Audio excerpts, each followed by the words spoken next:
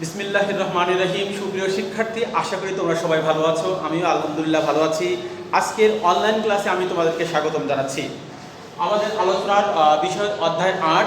ইতিমধ্যে আমি তোমাদেরকে অধ্যায় ৮ সম্পর্কে বেশ কিছু আলোচনা করেছি। অধ্যায় ৮-এর আমাদের বিষয়বস্তু ছিল প্রাকৃতিক দুর্যোগ এবং জলবায়ু সম্পর্কিত বিষয়গুলো। আমরা ইতিমধ্যে জেনেছি জলবায়ু বলতে আমরা কি বুঝি, বৈশ্বিক উষ্ণায়ন কি, বৈশ্বিক উষ্ণায়নের কারণগুলো, এই বিষয়গুলো আমরা আলোচনা করেছি। আজকের ক্লাসে আমরা বৈশ্বিক উষ্ণায়নের যে বিষয়টি আলোচনা করব সেটি হচ্ছে বৈশ্বিক উষ্ণায়নের প্রভাব। যেহেতু কারণ আলোচনা করেছি, আমরা প্রভাব আলোচনা করব এবং প্রভাব আলোচনা করার পর আমরা আলোচনা করব বৈশ্বিক উষ্ণায়ন কীভাবে প্রতিরোধ করা যায়। ইতিমধ্যেই সবাই শুনেছ যে বৈশ্বিক উষ্ণায়ন বর্তমানে সারা পৃথিবীর প্রত্যেকটি দেশের জন্য একটি বড় সমস্যা। সেহেতু সেই সমস্যা অবশ্যই প্রতিরোধ করতে হবে, সেই সমস্যা সফলভাবে মোকাবেলা করতে হবে। সেই বিষয়টি আমরা আজকে আলোচনা করব ইনশাল্লাহ। বৈশ্বিক উষ্ণায়নের প্রভাব। তোমরা জেনেছো বৈশ্বিক উষ্ণায়ন হলো পৃথিবীর তাপমাত্রা বেড়ে যাওয়াকে বলা হয় বৈশ্বিক উষ্ণায়ন।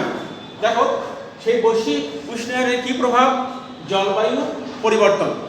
আমরা সবাই জানি কয়েক বছরের আবহাওয়ার গড় ফল হলো জলবায়ু। অর্থাৎ বৈশ্বিক উষ্ণায়নের ফলে জলবায়ু পরিবর্তন হচ্ছে।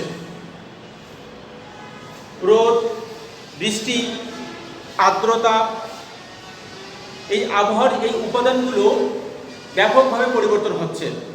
বর্ষাকালে বৃষ্টি না হয়ে অন্য সময় হচ্ছে।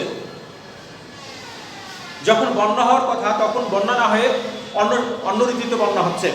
আমরা জানি যে বর্ষাকালে বন্যা হয়, কিন্তু অনেক সময় দেখা যায় শরৎকালেও বন্যা হয়। এই যে বর্ষাকালের পরিবর্তে শরৎকালে বন্যা হচ্ছে, এতে কি হচ্ছে যে কৃষির উপর বিরূপ প্রভাব পড়ছে, প্রকৃতির উপর চাপ পড়ছে, প্রেশার পড়ছে। এভাবে জলবায়ু পরিবর্তনে বিভিন্নমুখী সমস্যার সৃষ্টি হচ্ছে। আর জলবায়ু পরিবর্তন কেন হচ্ছে? বৈশ্বিক উষ্ণায়নের কারণে।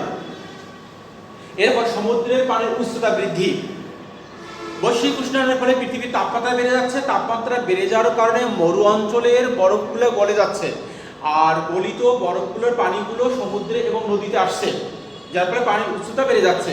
এই উচ্চতা বৃদ্ধি পাওয়ার ফলে লবণাক্ত পানিগুলো লোকালে বা কৃষি জমিতে চলে আসছে। এরপর প্রাণঘাতী রোগের সৃষ্টি। আমরা সবাই ইতিমধ্যে জেনেছি যে বৈশ্বিক উষ্ণায়নের ফলে যে বায়ুমণ্ডলের ওজোনের স্তর ব্যাপক ক্ষতিগ্রস্ত হচ্ছে, যার ফলে সূর্যের অতি বিপরীত রশ্মি পৃথিবীতে আসছে এবং বিভিন্ন ধরনের প্রাণঘাতী রোগের সৃষ্টি করছে।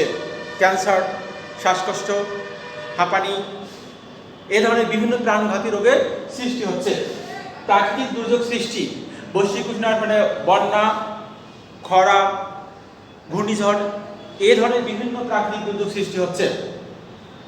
কৃষির উপর বিরূপ প্রভাব। ইতিমধ্যে আমি কথা বলেছি যে জলবায়ু পরিবর্তন কৃষির উপর বিরূপ প্রভাব ফেলেছে।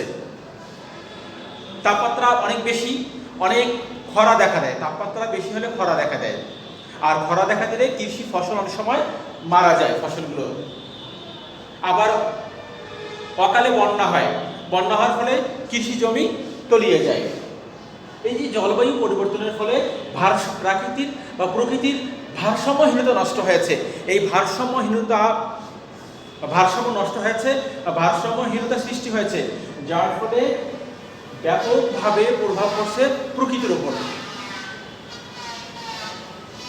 প্রিয় শিক্ষার্থীরা, এই বৈশ্বিক উষ্ণায়নের এই প্রভাবগুলো ছাড়াও আরও অনেক প্রভাব আছে, যে প্রভাবগুলো আমাদের অর্থনীতি, সমাজ, পরিবেশ প্রতিটি ক্ষেত্রে ব্যাপক প্রভাব বিস্তার করছে।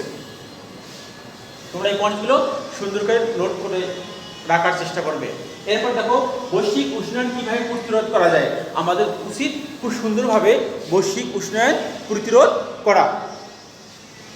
দেখো প্রথমে লিখছি বৃক্ষরোপণ কর্মসূচি, অর্থাৎ গাছ লাগাতে হবে, পরিবেশ বাঁচাতে হবে। গাছ লাগাতে হবে, পরিবেশ বাঁচাতে হবে। বিশেষ করে প্রাকৃতিক ভারসাম্য রক্ষার্থে যে 25% বনভূমি থাকা প্রয়োজন, সেই বিষয়টি নিশ্চিত করতে হবে। তাহলে বায়ুমণ্ডলে যে বিষাক্ত গ্যাসগুলো নিঃসরণ হয় সেই বিষাক্ত গ্যাসের পরিমাণ অনেকটাই কমে যাবে। আমরা সবাই জানি এই বিষাক্ত গ্যাসগুলো বৈশ্বিক উষ্ণায়নে ভূমিকা রাখে। এরপর শিল্প কারখানার বর্জ্য ও কালো ধোঁয়া নিয়ন্ত্রণ। অবশ্যই শিল্প কারখানার বর্জ্য এবং কালো ধোঁয়াগুলো নিয়ন্ত্রণ করতে হবে। বর্জ্য শোধনাগার স্থাপন করতে হবে কলকারখানাগুলোতে, কালো ধোঁয়া শোধনাগার স্থাপন করতে হবে। নদী দূষণ করা যাবে না, শিল্পের বর্জ্য অনুসারে নদী দূষণ হয়, সেই দূষণ করা যাবে না, সেই বিষয়টি। যানবাহনের কালো ধোঁয়া নিয়ন্ত্রণ করতে হবে। যে যানবাহনগুলো রাস্তায় চলাচলের উপযোগী না, সেই যানবাহনগুলো অবশ্যই রাস্তায় চলাফেরা করতে দেওয়া যাবে না, সেটা নিয়ন্ত্রণ করতে হবে। অর্থাৎ সহজ কথা, ফিটনেসবিহীন কোনো যান রাস্তায় চলাফেরা করতে পারবে না। আমরা সবাই জানি ফিটনেসবিহীন এই যানবাহনগুলো কালো ধোঁয়া সৃষ্টিতে সবচেয়ে বেশি ভূমিকা রাখে। এরপর রাসায়নিক সারের পরিমিত ব্যবহার। আমরা কৃষিতে অধিক ফসল উৎপাদনের জন্য রাসায়নিক সারের ব্যবহার করি। কৃষিতে রাসায়নিক সার অবশ্যই রাসায়নিক সারের ব্যবহার কমাতে হবে, আর রাসায়নিক সারের ব্যবহার পরিমিত করতে হবে। পরিমিত করে জৈব সারের ব্যবহার বাড়াতে হবে। তাহলে কৃষিক্ষেত্রে অন্তত পরিবেশ বান্ধব বা পরিবেশের বিষয়টি নিশ্চিত করা যাবে। এরপর সমুদ্রের তেজস্ক্রিয় বর্জ্য নিক্ষেপ নিষিদ্ধ করা। সমুদ্রের তেজস্ক্রিয় বর্জ্য নিক্ষেপ নিষিদ্ধ করতে হবে। সমুদ্রে যেসব যান চলাফেরা করে সেই যান থেকে বা যে বাহন থেকে যে কালো ধোঁয়া নিঃসৃত হয় সেগুলো নিয়ন্ত্রণ করতে হবে। সমুদ্রে কোনো পলিথিন নিক্ষেপ করা যাবে না, কোনো প্লাস্টিক সামগ্রী নিক্ষেপ করা যাবে না, অর্থাৎ সমুদ্র কোনো ক্রমেই দূষিত করা যাবে না।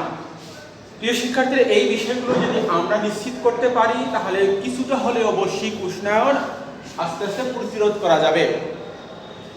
আর বৈশ্বিক উষ্ণায়ন প্রতিরোধ করা গেলে যদি আমরা করতে পারি, জলবায়ুর যে বিষয়টি এখানে সামনে চলে আসে, সেই জলবায়ুর বিষয়টি আমরা ইনশাআল্লাহ নিয়ন্ত্রণ করতে পারবো। অর্থাৎ জলবায়ু যে খুব দ্রুত পরিবর্তন হচ্ছে, সেই পরিবর্তনের হাত থেকে কিছুটা রক্ষা পাওয়া যাবে। এই প্রিয় গ্রহ পৃথিবী নামক প্রিয় গ্রহটি বসবাসের উপযোগী করা যাবে। আমরা থাকতে পারবো সুস্থ, সুন্দর, সাবলীল। আশা করি বিষয়টি বুঝতে পেরেছ।